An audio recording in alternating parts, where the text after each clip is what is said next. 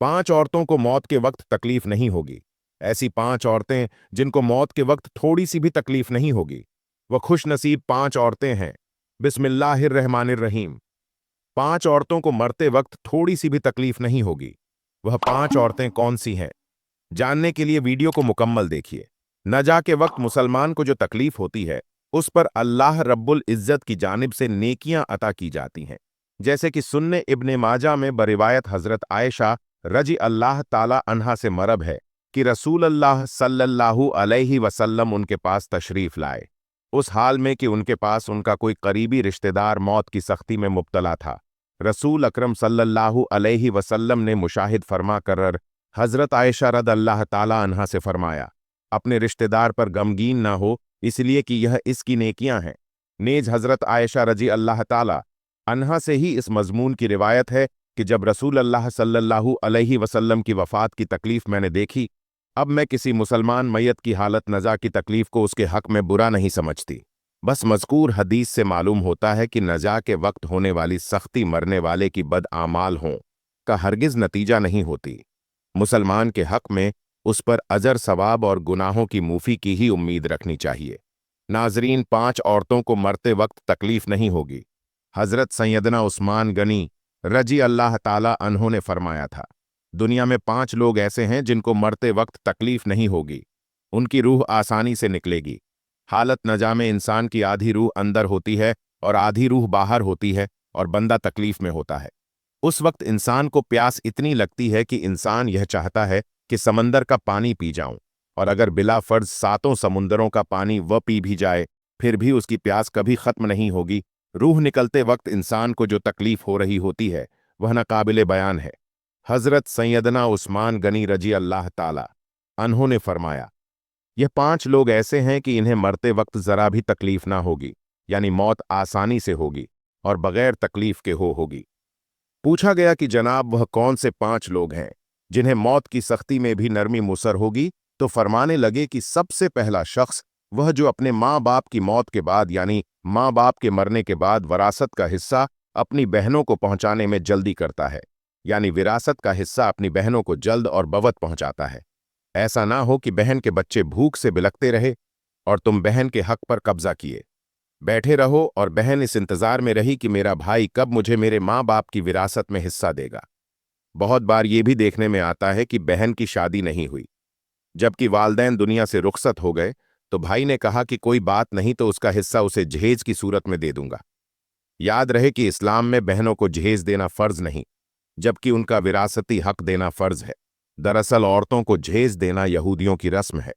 इस्लाम इसकी तरतीब नहीं देता, लेकिन इस्लाम में औरतों का विरासती हिस्सा देना फर्ज है।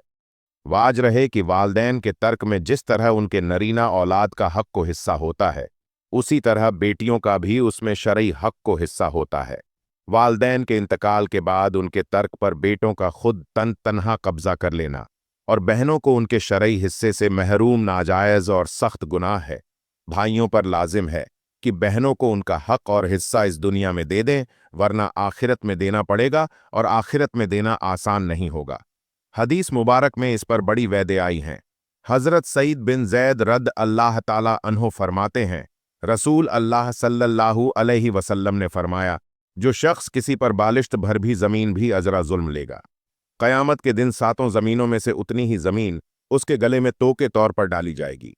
एक और हदीस मुबारक में है, हजरत अनस रजी अल्लाह ताला अन्हो फरमाते हैं, रसूल अल्लाह सल्लल्लाहु अलैहि वसल्लम ने फरमाया, जो शख्स अपनी विरासत के मेराज काटेगा, यानी उसका हिस्सा नहीं देगा, तो अल्लाह ताला क़यामत के दिन उसकी जन्नत के मेराज काट लेगा। याद रहे कि जहेज की रस्म इस्लाम की रस्म नहीं, बल्कि यहूदियों की रस्म है, और इससे बड़ा नुकसान है कि जिस तरह यहूदियों की औरत को बगैर जहेज के कोई शख्स कबूल नहीं करता था, इसी तरह आज इस्लाम में भी औरतों की शादियों में सबसे बड़ी रुकावट जहेज है। गरीब आदमी की बेटी बैठी बैठी बूढ़ी हो गई कि जहेज का कोई बंदोबस्त न हो सका। इसी तरह अगर कोई शख्स यह कहे कि मैं बहन का विरासती हिस्सा तो नहीं दे सकता, अलबत्ता जब उसकी शादी का वक्त होगा तो जहेज दे दूंगा।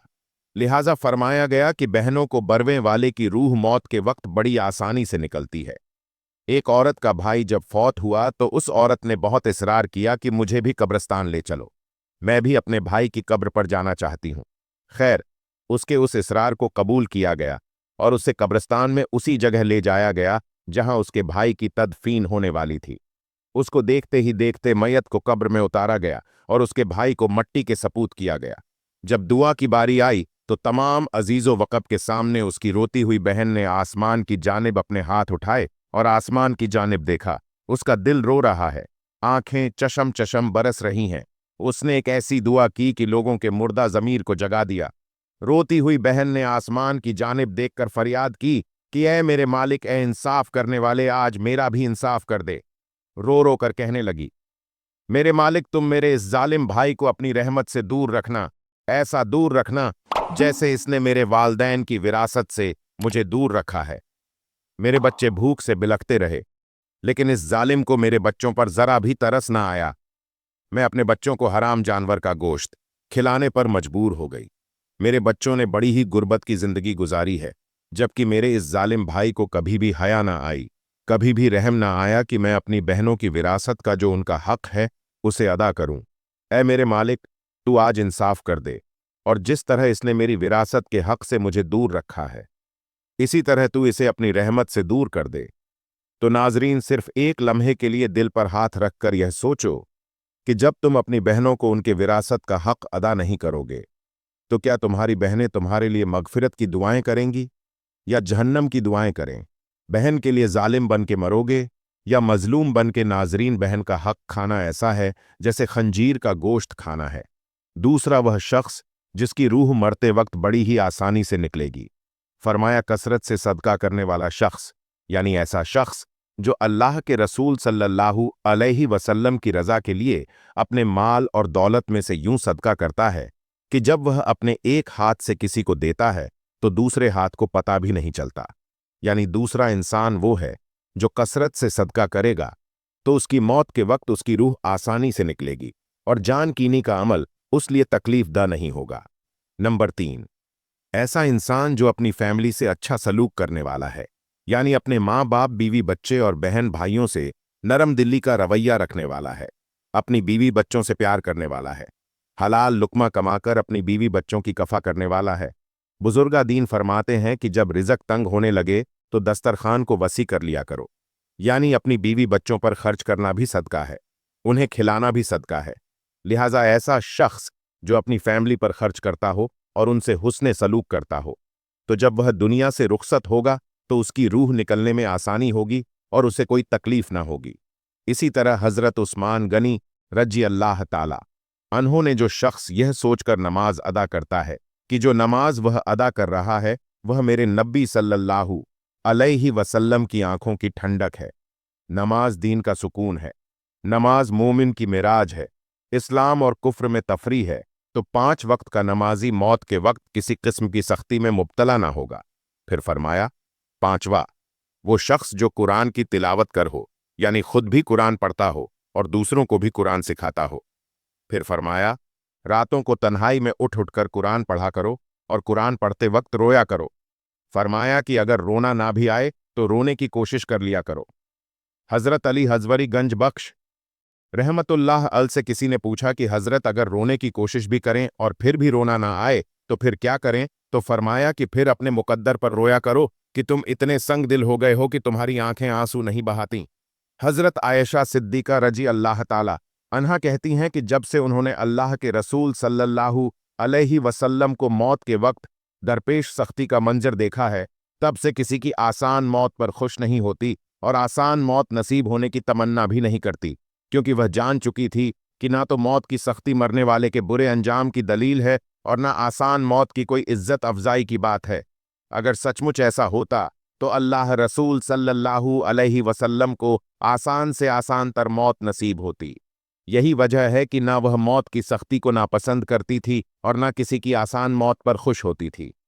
मौत की सख्ती के बारे में हजरत आयशा रजी अल्लाह ताला अन्हा से रिवायत है। आप रज अल्लाह ताला अन्हा फरमाते हैं कि मैंने रसूल अल्लाह सल्लल्लाहु अलैहि वसल्लम को हालत नज़ा में देखा। आप सल्लल्लाहु अलैहि वसल्लम के पास पानी का एक प्याला रखा हुआ था। आप सल्लल्लाहु अलैहि वसल्लम उसमें हाथ दाखिल करते और फिर अपने चेहरे पर फेर लेते थे और फरमाते कि या अल्लाह, मौत की सख्ती में मेरी मदद फरमा। मुख्तलिफ अहदीस मुबारक से मालूम होता है कि मोमिन की रूह बहुत आसानी से निकलती है और रूह निकलते ही उसके लिए खुशखबरियां शुरू हो जाती हैं, जबकि काफिर के बारे में आता है कि उसकी रूह इंतहा सख्ती के साथ कब्ज कर ली जाती है और उसी वक्त से ही उसके बुरे अहवाल शुरू हो जाते हैं। अलबत्ता मुतादद अहदीस मुबारक में यह भी मज़कूर है कि अल्लाह ताला ने मौत के अंदर एक ऐसी शिद्दत और सख्ती रखी है कि उसका एहसास दुनिया से जाने वाले हर शख्स को होता है, ख्वाह वह नेक हो, मुसलमान हो या बद हो या काफिर हो। लेकिन मोमिन पर जो तकलीफ आती है वह उसके गुनाहों की मुफी और दर्जा की बुलंदी के लिए होती है, जबकि काफिर पर तकलीफ उसके बद अमालिया की सजा के तौर पर आती है। चुनांचे एक हदीस में आता है कि मोमिन गुनाह करता है, इसी वजह से उस पर मौत के वक्त सख्ती की जाती है ताकि उसके गुनाहों का कफारा हो, और काफिर भी नेकी का काम करता है तो उस पर उसकी मौत के वक्त कुछ आसानी कर दी जाती है ताकि उसके इन अच्छे कामों का बदला हो। इस हदीस से यह बात मालूम होती है कि हर शख्स की मौत उसके दुनिया में किए गए अच्छे और बुरे आमाल के मुताबिक होती है। ताहम हजरात लमाए कराम और मोहसिन रहमतुल्लाह ने यह लिखा है कि मोमिन को जो भी तकलीफ होती है, ख्वाह वो तकलीफ उसके गुनाहों की बख्श के लिए हो या उसके दर्जत की बुलंदी के लिए हो, वह हालत नज़ा ऐन रूह निकलते वक्त से पहले होती है, और जब उसकी रूह निकल रही होती है तो उस वक्त अल्लाह ताला उसकी तमाम तकलीफ़ों को दूर फरमा कर सहूल और आसानी से रूह कब्ज कर लेते हैं और आने वाले मराहती हैं। वल्लाह आलम, अल्लाह पाक से दा है कि हम सब मुसलमानों की मौत के वक्त की सखियों को दूर फरमा कर हमारा खात्मा ईमान पर नसीब फरमाए। आमीन। उम्मीद करता हूं कि आज की तहरीर आपको ज़रूर पसंद आई होगी। मज़ीद अच्छी तहरीर के लिए हमारे चैनल को सब्सक्राइब करें। शुक्रिया। अपना बहुत ख्याल रखना, दुआओं में याद रखना। अल्लाह हाफिज।